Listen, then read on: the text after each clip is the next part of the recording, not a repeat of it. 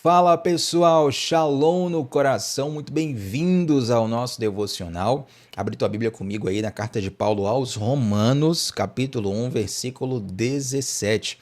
Estamos desde a semana passada meditando nesse capítulo da carta aos Romanos, tem sido uma bênção de Deus para nós. E se você é novo ou nova por aqui, quero te fazer dois convites. O primeiro deles é para você se inscrever no canal. Talvez você chegou aqui pela recomendação de um amigo, alguém que tenha te enviado um link, ou até mesmo o YouTube te recomendou esse devocional. Seja bem-vindo, seja bem-vinda. Eu quero te convidar a se inscrever no canal. Clica logo aí no botão de inscrever. E o segundo convite é o seguinte: vem com a gente, porque de segunda a sexta, 7h30 da manhã, tem um devocional diário para você começar o dia se enchendo da palavra de Deus. É um momento breve, dinâmico, mas muito abençoador. E glória ao Pai por tantos testemunhos que nós recebemos. Vamos lá, Romanos capítulo 1, versículo 17. Está escrito assim: porque no Evangelho é revelada a justiça de Deus.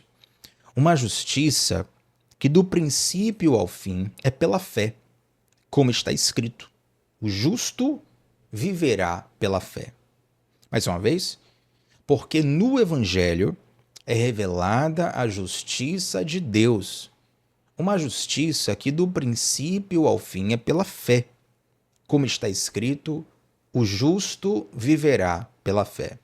É interessante que essa frase, o justo viverá pela fé, ela se tornou a frase símbolo de um dos maiores nomes da história cristã em todos os tempos, Martinho Lutero, o grande reformador, aquele que dá ensejo à reforma protestante. E Martinho Lutero tem essa frase como uma das principais associadas à sua história: o justo viverá pela fé. Inclusive, no dia 31 de outubro, quando a reforma protestante é celebrada, muitas pessoas colocam ali um desenho de Martinho Lutero, que simboliza ele, e colocam ao lado essa frase. E é interessante que Martinho Lutero ele dá ensejo à reforma diante de um contexto muito amplo, gente. A ideia aqui não é falar sobre o que foi a reforma, nem o contexto dela, porque isso seria muito extenso para o nosso tempo de devocional. Mas dentre muitas coisas que aconteciam naquele contexto e que Martinho Lutero discordava, uma delas era uma prática chamada como simonia. Desculpem. A simonia era uma prática que tinha a ver com a venda de coisas religiosas, coisas às quais as pessoas atribuíam um poder sobrenatural. Vendia-se um pedaço de terra, um pedaço de osso, uma planta específica, um símbolo, um objeto que supostamente era de uma figura famosa do texto bíblico. E, inclusive, nessa época, as pessoas vendiam até um pedaço de terreno no céu. Sabia disso? Muitas pessoas, nessa época, pagaram financeiramente para ter um pedaço de terreno no céu. Aí você pergunta assim, Tiago, será que quando elas morreram, a propriedade estava adquirida? E, bom, se você crê na palavra de Deus, certamente essa é uma prática completamente distante do que a Bíblia nos ensina. Porém, isso não é tão distante da realidade de muitos de nós, ainda nos dias de hoje. Talvez você diga assim, Thiago, isso aí foi uma coisa que aconteceu séculos atrás. Hoje em dia, seria risível alguém comprar um pedaço de terra no céu no Pix, fazendo um Pix para garantir a salvação. Porém, mesmo que nós não façamos um Pix para garantir a salvação, se bem que até hoje tem gente que cai nesses golpes aí, né? Mas não convém no devocional aqui hoje, não é o tema de hoje. Mas é interessante, gente, que ainda hoje, e sempre a humanidade teve essa tentação, que é a tentação de tentar comprar o Criador. Comprar comunhão com Deus. Como assim, Tiago? Comprar comunhão com Deus. Tem um versículo, e esse versículo, ele surge num contexto onde Deus fala com Samuel, Samuel dá uma ordem a Saul, Saul desobedece a essa ordem, e ele tenta pagar a desobediência dele com sacrifício. Tiago, me conta essa história direito, vou te contar agora. Samuel, ele dá uma ordem para Saul que quando ele guerreasse contra determinado rei, ele não deixasse nada de pé. Matasse o rei, matasse os soldados, matasse aquele povo, inclusive matasse os animais. Só que animais eram, naquela época, ainda hoje são, símbolo de riqueza. Animal vale dinheiro ainda hoje, quanto mais naquela época. Então Saul ele derrota o exército inimigo, pega os animais, os pertences, os despojos de guerra e ao invés de destruir tudo, ele traz para ele. Aí quando Samuel chega, Samuel fica furioso porque Saul desobedeceu a ordem de Deus que era destruir tudo. Aí Saul ele dá meio que um baratino, né? Ele fala: "Não, na verdade eu trouxe os bois aqui, os animais, que é para sacrificar a Deus". Só que a ordem não foi trazer os bois para sacrificar a Deus. A ordem foi destrua tudo. O que Saul queria, na verdade, era tentar pagar a desobediência dele com o sacrifício. Olha como isso agora fica algo muito mais próximo da nossa realidade do que comprar terreno no céu. Não é verdade? Quantas vezes nós tentamos pagar a nossa desobediência a Deus com sacrifícios? Coisas que na nossa vida nós precisamos consertar, mas ao invés de nós consertarmos, a gente chega para Deus ou para as pessoas e fala assim: "Oh, mas pelo menos eu ajudo os pobres, viu? Olha, pelo menos eu não roubo, pelo menos eu não mato, pelo menos tal coisa eu não faço. Não, olha, eu posso estar assim, mas toda semana eu tô lá no culto da igreja, domingo de manhã, domingo de noite, seja lá o dia que for. A minha oração não deixo de fazer." Mas a pergunta não é o dia que você vai para o culto, não é a oração que você faz, não é se você ajuda os pobres ou não, a ideia não é essa. A pergunta é com que motivação você faz isso. Porque as nossas obras, elas de modo algum vão compensar os nossos pecados. As nossas obras, elas de modo algum vão compensar os nossos pecados. Talvez você pense: "Poxa, Tiago, mas fulano de tal, uma pessoa tão boa, será que essa pessoa merece ir para o inferno?" Meu irmão, todo mundo merece. À luz da Bíblia, o mérito humano é a total condenação. Porque nenhum de nós, por melhores que sejamos, alcançamos o padrão de salvação de Deus. Eu vou te explicar. Sabe qual é o nível que a gente mede para poder saber se uma pessoa é boa ou não? Aí você pensa assim: "Tiago, uma pessoa boa." Pensa numa pessoa boa. Aí você pensa no seu pai, na sua mãe, na sua vovozinha, seu vovozinho. Pessoa, não, Tiago, essa pessoa aqui é a melhor pessoa que eu já conheci. Pensa numa pessoa ruim agora. Aí você vai pensar, vamos colocar aqui Hitler, né, um exemplo histórico que todo mundo conhece e que é talvez o exemplo máximo enfim, né, que ninguém quer se associar a ele. Aí você pensa: "Bom, eu não sou tão ruim quanto Hitler, logo eu mereço ir para o céu." Tiago, eu conheço pessoas que são tão boas que é impossível essa pessoa ir para o inferno. Deus não seria tão mal assim. Só que, para você merecer o céu, você não tem que ser melhor que Hitler. Você não tem que ser melhor que o seu líder religioso. Você não tem que ser melhor do que uma pessoa que você admira. Para você ir para o céu, pelo teu mérito, você tem que, no mínimo, empatar com Jesus. Se você, pelo teu esforço, conseguir empatar com Jesus, você merece.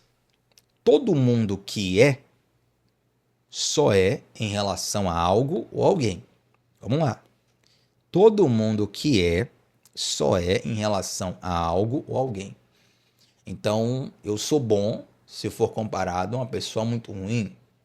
Mas se você pegar a Madre Teresa de Calcutá, Mahatma Gandhi, provavelmente vou ficar muito abaixo no ranking. Essas pessoas aí tiveram um patamar que marcou a história da humanidade.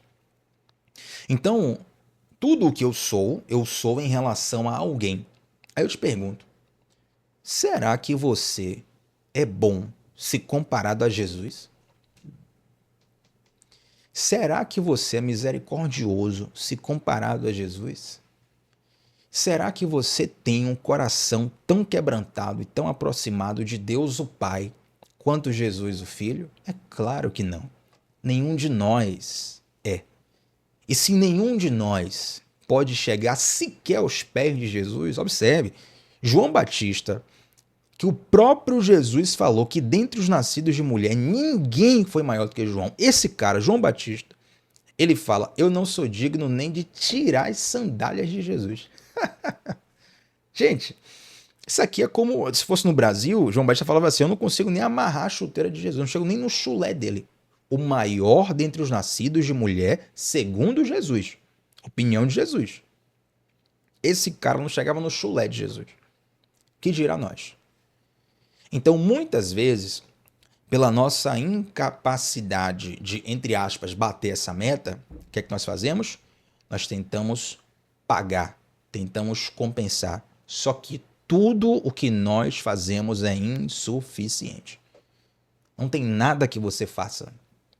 Tiago, e se eu fizer obra de caridade a minha vida toda? Maravilha, vai ser bênção para muita gente, mas isso não paga os seus erros, os seus pecados, a sua dívida com Deus, ela é impagável. Aí entra essa palavrinha aqui, essa frase aqui, ó. O justo viverá pela fé. Vamos ler o versículo 17 de novo? Porque no Evangelho é revelada a justiça de Deus. Uma justiça que do princípio ao fim é pela fé. Como está escrito, o justo viverá pela fé. Tiago, então se nós estamos longe de merecer algo, como é que nós temos comunhão com Deus? Pela fé no sacrifício que Jesus fez. Porque a dívida que eu não conseguia pagar, rapaz, isso aqui faz queimar o meu coração. Não sei se acontece isso com você, isso aqui é uma delícia, gente. A dívida que eu não conseguiria jamais pagar, ela foi quitada pelo sacrifício do Senhor Jesus. E com base neste sacrifício, eu consigo caminhar. Reconhecendo esse sacrifício. Agora eu te pergunto uma coisa, para a gente fechar o devocional aqui. Jesus morreu na cruz, você acreditando ou não, tá? Se você está aqui no devocional, provavelmente você acredita que Jesus morreu na cruz. Mas pensa aí num ateu, uma pessoa que desacredita de Deus. Jesus morreu na cruz, ele acreditando ou não, ok? Ok. Mas ter fé é aceitar o sacrifício de Cristo. É reconhecer o sacrifício de Cristo. É entender que o que nós fazemos é insuficiente e só Jesus tem o sangue capaz de quitar nossa dívida. Então a questão não é quem é melhor ou quem é pior. A questão é quem teve a luz, a mente iluminada pela luz do Evangelho, a ponto de compreender a sua miséria, a ponto de compreender a sua incapacidade. O Evangelho, ele é um chamado para a fraqueza. O Evangelho, ele é um chamado para reconhecermos a nossa insuficiência. A maioria dos discursos que você vai ver em uma rede social hoje em dia são discursos para empoderar a pessoa dizendo: você pode, você é capaz, você consegue. E glória a Deus por isso. Se você precisa de uma motivação dessa, glória a Deus. Mas você só pode, você só é capaz, você só consegue porque você é fraco. E porque alguém que é forte morreu por você e te fortaleceu em sua fraqueza. Esse mesmo apóstolo Paulo, e quero até dar um conselho aqui para quem gosta de estudar a Bíblia, quando você vai ler um texto e vai interpretar esse texto, tem que saber quem escreveu. Isso ajuda muito a interpretar o que aquela pessoa quis dizer. E para você compreender o que uma pessoa quer dizer, você pode utilizar outros escritos dessa pessoa, tá? Para poder ter um padrão de pensamento dele. Então, digamos que eu fale alguma coisa aqui que alguém se ofenda.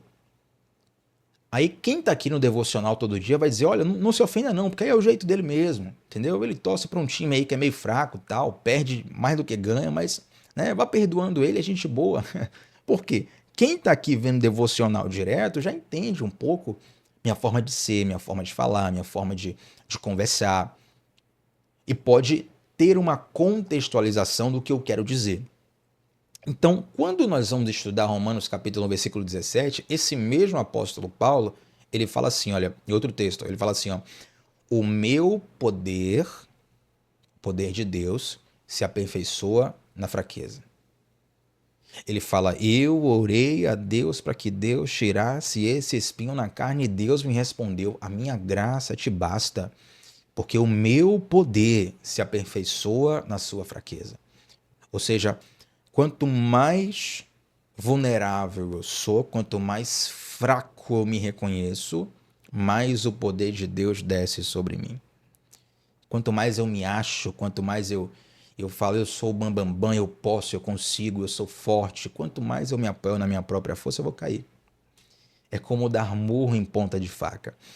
Quando Jesus, ele se apresenta para Paulo no episódio de conversão de Paulo, Jesus fala isso, né? Paulo, dura coisa é recalcitrar contra o arguilhão.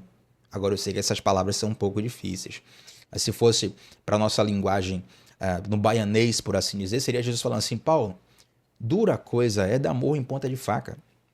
E é isso que acontece quando nós queremos ser justos pela nossa força. Paulo era alguém que tentava, como poucos, ser justo pela sua própria força.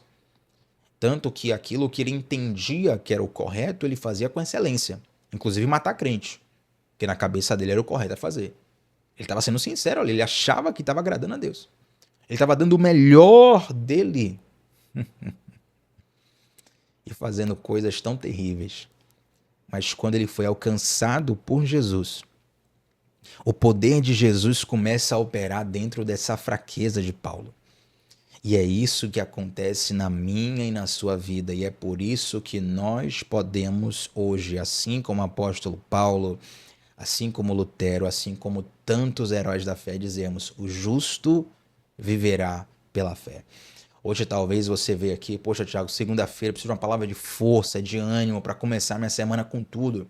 A palavra de força e de ânimo que você recebe hoje é: você precisa reconhecer que é frágil, mas entender que aquele que é forte derramou sangue por você. E é na sua fraqueza que ele vai te fortalecer. Ele já fez tudo. A única coisa que você tem que fazer é ter fé. O justo viverá pela fé. E quando você recebe por fé a mensagem do Evangelho, uma grande virada acontece na sua vida.